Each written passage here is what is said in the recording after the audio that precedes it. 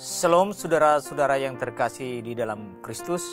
Pagi hari ini kita berjumpa lagi dalam renungan Light of Revival. Bacaan firman Tuhan bagi kita pada pagi hari ini adalah, mari kita membacanya dari Yunus pasal 2 ayat yang pertama sampai dengan ayat yang ke-10. Beginilah bunyi firman Tuhan. Berdoalah Yunus kepada Tuhan Allahnya dari dalam perut ikan itu.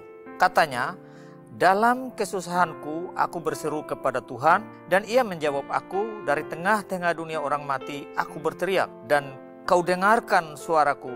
Telah kau lemparkan aku ke tempat yang dalam, ke perut lautan, lalu aku terakum oleh arus air. Segala gelora dan gelombangmu melingkupi aku. Dan aku berkata, telah terusir aku dari hadapan matamu. Mungkinkah aku memandang lagi bait-Mu yang kudus? Segala air telah mengepung aku, mengancam nyawaku. Samudra raya merangkum aku. Lumut lautan membelit kepalaku. Di dasar gunung-gunung aku tenggelam ke dasar bumi. Pintunya terpalang di belakangku untuk selama-lamanya. Ketika itulah engkau naikkan nyawaku dari dalam liang kubur, ya Tuhan Allahku. Ketika jiwaku letih lesu di dalam aku, teringatlah aku kepada Tuhan, dan sampailah doaku kepadamu ke dalam bait-Mu yang kudus. Mereka yang berpegang teguh kepada berhala kesia-siaan, merekalah yang meninggalkan Dia, yang mengasihi mereka dengan setia. Tetapi aku dengan ucapan syukur akan bersembahkan korban kepadamu. Apa yang kunasarkan akan kubayar. Keselamatan adalah dari Tuhan. Lalu berfirmanlah Tuhan kepada ikan itu, dan ikan itu pun memuntahkan Yunus ke darat. Nah, saudara-saudara yang terkasih, tema firman Tuhan bagi kita pada pagi hari ini adalah doa dari tempat penderitaan. Nah, saudara-saudara yang terkasih di dalam Kristus Yesus, doa Yunus kalau kita lihat di sini adalah doa dari suatu tempat yang tidak pernah bisa dibayangkan oleh akal manusia. Kenapa demikian? Karena Yunus berada di dalam perut ikan dan ikan itu ada di dalam perut laut. Jadi Yunus ada di dalam perut, dan perut yang ditinggalkan oleh Yunus Yunus berada dalam perut ini, ada dua perut yang sangat mengerikan. Perut ikan dan perut laut. Nah, saudara-saudara, yang kita bahas pada pagi hari ini adalah doa Yunus. Saudara-saudara, seateis apapun manusia, ketika ada di satu jurang penderitaan, tentu dia akan sadar bahwa Tuhan itu ada. Memang banyak orang hari ini yang kita tahu bahwa mereka tidak percaya adanya Tuhan. Sehingga mereka pernah tidak berdoa di saat-saat tertentu, di saat-saat mereka bahagia.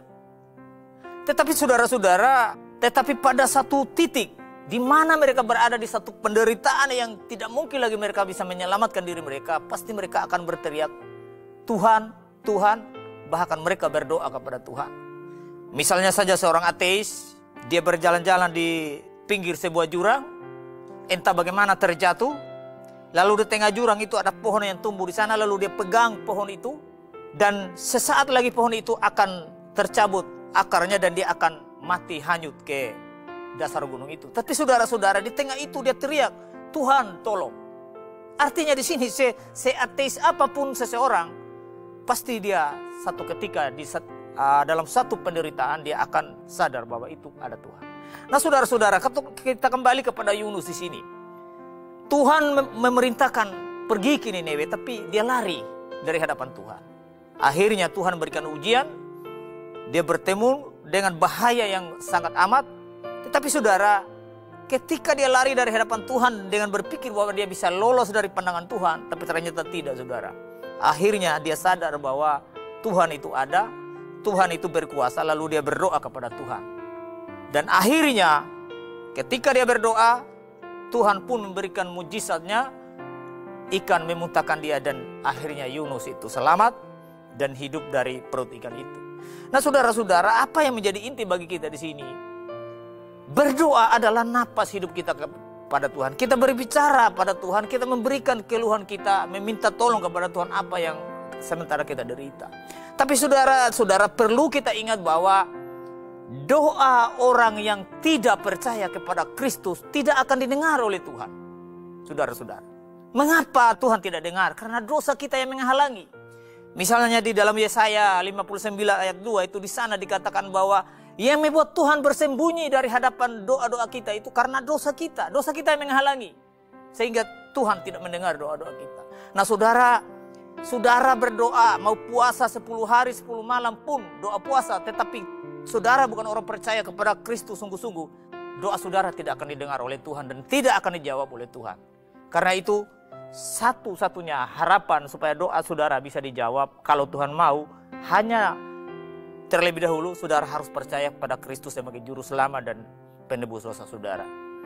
Karena itu jangan hanya berdoa, tetapi terlebih dahulu beriman kepada Kristus sebagai juru selamat, baru kau berdoa. Karena tidak ada gunanya doa tanpa engkau beriman kepada juru selamat. Kiranya firman Tuhan yang singkat ini memberkati kita. Kita berdoa. Bapa di surga, terima kasih atas kesempatan indah yang kau berikan bagi kami. Biarlah firman-Mu yang singkat ini boleh memberkati banyak orang, supaya mereka ketika berdoa, mereka tahu bahwa mereka orang percaya, sehingga doa mereka boleh dijawab oleh Tuhan. Di dalam nama Yesus kami berdoa, amin. Saudara, biarlah firman Tuhan yang singkat ini boleh menjadi pedoman di dalam kehidupan rohani kita.